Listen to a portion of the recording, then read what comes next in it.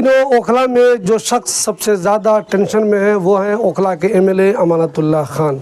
जी हाँ, ऐसा हम इसलिए कह रहे हैं कि पिछले 5-6 महीने से वो किसी न किसी मामले में ऐसे उलझे हुए हैं कि उन्हें ओखला में रहना मुश्किल हो रहा है। अभी ताज़ा मामले में नोएडा की एक अदालत ने अमानतुल्लाह खान के ख़िलाफ़ कुर्की के आदेश दे दिए हैं।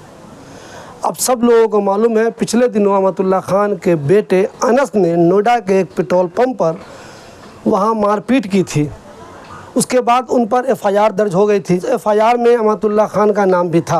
उस दिन पेट्रोल पंप पे काम करने वाले लोगों ने एफआईआर में जो इल्ज़ाम लगाया है उसमें कहा गया है कि उस दिन अमानतुल्लाह खान के बेटे पेट्रोल डलवाने आए और उन्होंने वहाँ जो स्टाफ मौजूद थे उनसे कहा कि पहले मेरी गाड़ी में पेट्रोल डालो। इस बात को लेकर बहस हो गई और अमानत के बेटे ने पेट्रोल पंप के लोगों के साथ मारपीट की। जो सीसीटीवी फुटेज इस सिलसिले में आई थी, जो मैंने पिछली खबर में डाला भी था, उसमें साफ साफ दिख रहा है कि अमानत के बेटे कार से रॉड निकाल रहे हैं। इस एफआईआर में अमानतुल्लाह खान का नाम भी है। पेट्रोल पंप के लोगों ने अमानतुल्लाह खान के बारे में जो इल्ज़ाम लगाया, उनका कहना यह है कि अमानत जब वहाँ आए, जब अमानत के बेटे ने अपने वालिद को वहाँ बुलाया तो अमानत ने बजाय इसके कि इस मामले को सुलझाते, इस मामले का हल निकालते, उन्होंने उल्टा पेट्रोल पंप के लोगों को धमकी दी। एफआईआर में उनके ख़िलाफ़ भी धाराएं लगाई गई हैं, लेकिन बाद में मज़ीद कुछ धाराएं बढ़ा दी गई और यहाँ तक कि धारा 307 भी लगा दी गई। उसके बाद से अमानतुल्लाह खान और उनके बेटे मुस्तकिल फ़रार चल रहे हैं। नोएडा पुलिस ने कई टीम बना ली। अमानतुल्लाह खान के घर पर कई बार पुलिस आई। जगह जगह इन दोनों बाप बेटे की तलाशी के लिए पुलिस ने दबिश दी, मगर ये लोग कहीं नहीं मिले। अमानतुल्लाह खान का फ़ोन भी बंद है, उनके बेटे अनस का फ़ोन बंद है।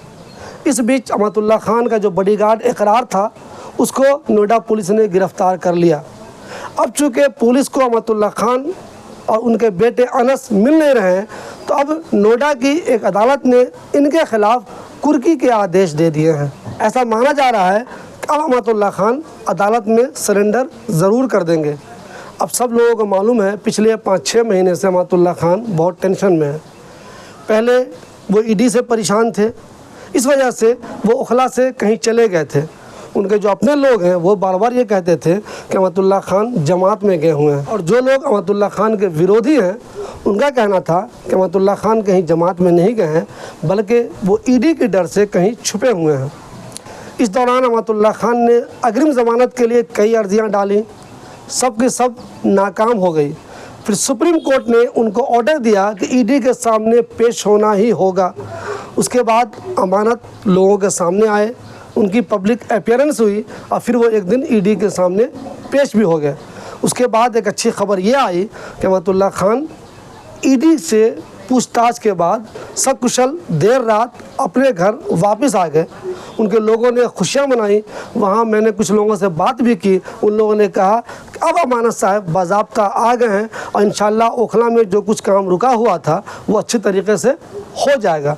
लेकिन अफसोस की बात यह है कि अमानत की मुश्किलें कम हुई नहीं थी कि उनके बेटे ने मारपीट करके उनकी मुश्किलें फिर एक बार बढ़ा दी। अल्हम्दुलिल्लाह बहुत बढ़िया। अब उससे ज़्यादा ये जो तरक्याती काम में थोड़ा बहुत डिले होता है वो होंगे, आने वाले इलेक्शन में बहुत बड़ा असर पड़ेगा विधायक का।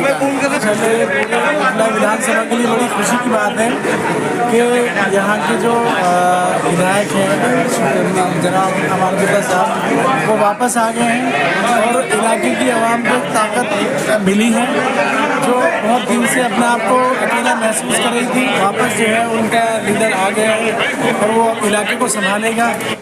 मारपीट उनके बेटे ने की। अमानत पेट्रोल पंप पे गए। अमानत ये कहते हैं कि मैं जब पेट्रोल पंप पे गया था तो मैंने मामले को सुलझाने की कोशिश ही की थी। अमानत का ये भी कहना है कि सीसीटीवी फुटेज जो जारी की गई है पेट्रोल पंप वालों की तरफ से, उसमें उससे पहले उसके बाद की फुटेज नहीं है। अगर वो फुटेज भी होती तो उससे ये अंदाज़ा होता कि हमारे बेटे की कितनी गलती है और वहाँ जो पेट्रोल पंप के लोग हैं उनकी कितनी गलती है। खैर, अमानत की बात नहीं सुनी गई, एफआईआर हो गई और तब से नोएडा पुलिस इन दोनों बाप बेटे को तलाश कर रही है। अमानतुल्लाह खान पहले ईडी की वजह से परेशान रहे, अब अपने बेटे की हरकत की वजह से परेशान है। आने वाले दिनों में इनकी मुश्किलें ज़रूर कम हो जाएंगी, मुश्किलें ज़रूर हल हो जाएंगी, देर सवेर इसका भी निपटारा हो जाएगा। लेकिन फ़िलहाल अमानतुल्लाह खान बहुत ज़्यादा टेंशन में हैं। ऐसे वक्त में जबकि देश में जनरल इलेक्शन चल रहा है, अब बिल्कुल आखिरी मरहले में इलेक्शन, ऐसे वक्त में पार्टी को अहमदुल्ला खान की ज़रूरत थी, लेकिन पहले वो खुद ईडी की वजह से परेशान रहे और इधर उधर गायब रहे। अब बेटे की हरकत की वजह से इधर उधर गायब हैं। देखना है कि वो कब अदालत के सामने पेश होते हैं और उसके बाद उनका क्या होता है। एक तबका ऐसा है जो कह रहा है कि नोएडा में उनके बेटे ने जो मारपीट की है वो ऐसा मामला नहीं है कि अमानत को पूरी तरह से बदनाम किया जाए, उन्हें मोस्ट वांटेड बताया जाए, उन्हें एक तरह का बदमाश बताया जाए। आमतौर पे मारपीट होती रहती है, लेकिन जिस तरह पुलिस अमानत के पीछे पड़ गई है, ऐसा लगता है कि उनके ख़िलाफ़ एक साजिश के तहत उनको बदनाम किया जा रहा है, उनको कमज़ोर करने की कोशिश की जा रही है। नहीं तो यहाँ पे 307 धारा लगाने का आखिर क्या मतलब है। भले ही दिल्ली वक्फ बोर्ड में अनियमितता की वजह से अमानत के ख़िलाफ़ जांच चल रही हो, भले ही अमानत के बेटे ने मारपीट की हो, इसकी वजह से वो परेशान हो, लेकिन इस बात से इनकार नहीं किया जा सकता कि अमानतुल्लाह खान पूरे हिंदुस्तान में मशहूर हैं। बल्कि सिर्फ हिंदुस्तान ही नहीं, दुनिया के कई मुल्कों में अमानतुल्लाह खान के चाहने वाले हैं, उनको पसंद करने वाले हैं। इसकी एक मेन वजह यह है कि अमानतुल्लाह खान जब भी बोलते हैं खुल के बोलते हैं। मुसलमानों का कोई मामला होता है तो एक तरफ जहां दूसरे एमएलए एमपी खामोश हो जाते हैं, एक मसलहत के तहत उनकी आवाज़ नहीं निकलती, वैसे अमानतुल्लाह खान बिल्कुल खुल के बोलते हैं और जो उनको कहना होता है वो कह देते हैं। तो बहुत से लोग ऐसे भी हैं जो कहते हैं कि चूँकि अमानतुल्लाह खान मुसलमानों की आवाज़ है, मुसलमानों के लिए आवाज़ बुलंद करते हैं, इसलिए उनको परेशान किया जा रहा है। हम यहाँ ये नहीं कह रहे हैं कि अगर अहमदुल्ला खान ने गलती की है तो उन्हें सज़ा नहीं मिलनी चाहिए, उनके बेटे ने गलती की है तो उन्हें सज़ा नहीं मिलनी चाहिए, लेकिन हम ये कह रहे हैं कि पेट्रोल पंप पे मारपीट क्या ऐसा मामला है कि इसके लिए कुर्की ज़ब्ती के आदेश दे दिए जाएँ? क्या आपको नहीं लगता कि हो सकता है कुछ लोग अहमदुल्ला खान को पूरी तरह से कमज़ोर कर देना चाहते हैं?